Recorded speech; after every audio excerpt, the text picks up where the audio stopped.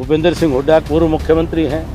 अब उनकी राजनीति में उनकी उम्र काफ़ी हो गई है, अब उनकी राजनीति में गंभीरता आनी चाहिए। अब उनकी बातों में कोई वजन दिखना चाहिए, क्योंकि उनका कौन रोज़ प्रेस नोट लिख देता है उनको स्वयं नहीं पता होता है, लेकिन प्रेस नोट उनके बदस्तूर जारी होते हैं। इतना ही पूछते हैं कि जी पिता के नाम से और पुत्र के नाम से, एक दिन पलट के पिता के नाम से आ जाता है, अगले दिन पलट के पुत्र के नाम से आ जाता है।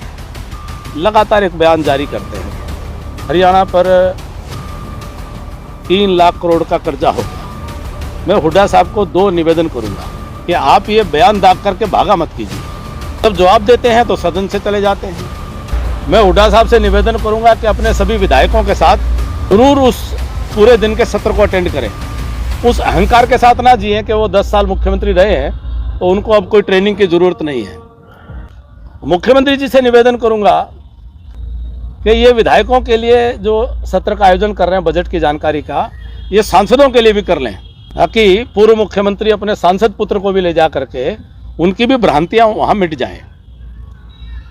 उनको भी ध्यान में आ जाए कि हरियाणा में 2 फुट का आलू की किवंदंती जो है, और बजट की उनकी समझ वैसी है जैसा उनको आलू 2 फुट का उगाने की साइंस वो विकसित कर रहे थे। तो बजट की भी उनकी समझ इतनी है और बेहतर हो जाएगी। तो एक तो निवेदन ये है सदन में और विधानसभा सेक्रेटेरिएट द्वारा आयोजित इस कार्यशाला में उपस्थित होकर के बजट की प्रक्रिया को समझें। दूसरा निवेदन है, ये मेरे रोहतक के सुधी पत्रकार संपादक, मेरे सभी छायाकार मित्र और रोहतक विश्वविद्यालय है, हरियाणा में और विश्वविद्यालय हैं। मैं हुड्डा साहब से निवेदन करता हूं कि आप हरियाणा के बहुत 10 साल आपने सरकार चलाई है। ये मेरा हाथ जोड़ के विनती है, रोज़ रोज़ आपके बयान पढ़ करके मुझे तकलीफ होती है कि आप 11 इंटेलेक्चुअल चुन लीजिए हरियाणा के अर्थव्यवस्था को जानने वाले, 11 लोगों की ज्यूरी बना लीजिए। उसमें अर्थशास्त्र के जानकार हों, यूनिवर्सिटीज़ के प्रोफेसर्स हों, पत्रकार साथी हों। 11 लोगों की ज्यूरी के समक्ष जो यूनिवर्सिटी में, जो कॉलेज में जो स्थान वो तय करें, उस स्थान के ऊपर बजट पर हमसे और हरियाणा की अर्थव्यवस्था पर मैं उनसे चर्चा करने का, बहस करने का मैं उनको विनम्र सादर निवेदन निमंत्रण दे रहा हूं। आज वो भी सत्ता में नहीं है, मैं भी सरकार में नहीं हूं। ये कोई मैं अधिकारियों के बिना मैं खड़ा हूं, अधिकारियों के बिना वो आए। वो अपने 2-3 जो सहयोगी भी लाना चाहते हैं उनको भी ले आए। मैं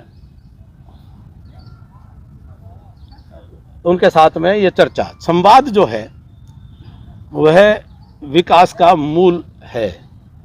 संवाद होगा तो हमें भी कुछ जानकारी मिलेगी, हम भी सीख लेंगे।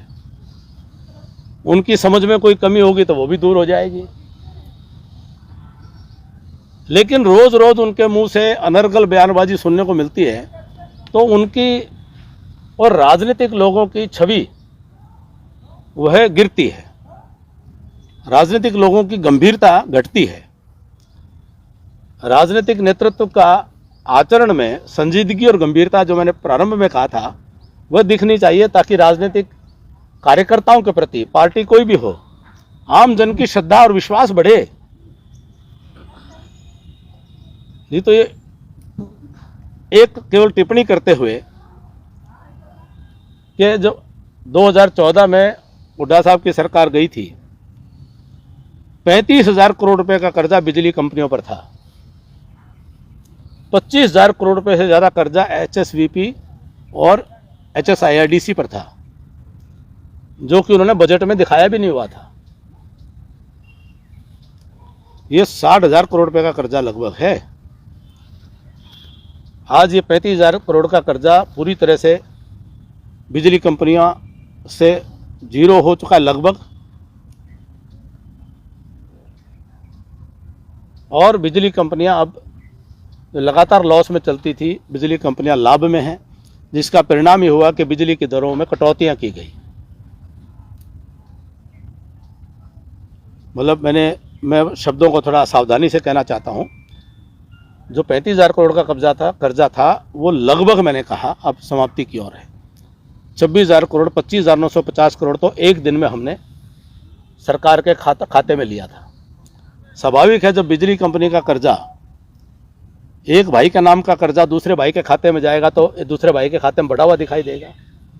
लेकिन उसको करने का तात्पर्य क्या था कि वहाँ 12% के करीब ब्याज लग रहा था, वो 7% पे ब्याज था। तो हरियाणा की जनता पर 2700 करोड़ रुपये सालाना का बोझ कम किया हमने एक दिन के फैसले से, जो उनकी सरकार के समय में वो दे रहे थे।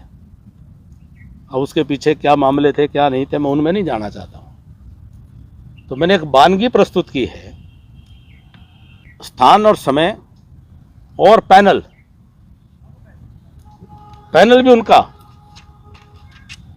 स्थान भी उनका, समय भी उनका, विषय भी उनका, हरियाणा की अर्थव्यवस्था और संवाद, स्वस्थ संवाद लोकतंत्र के लिए बहुत अच्छा रहेगा। तो इतना विषय मुझे आज आपके बीच में रखना था।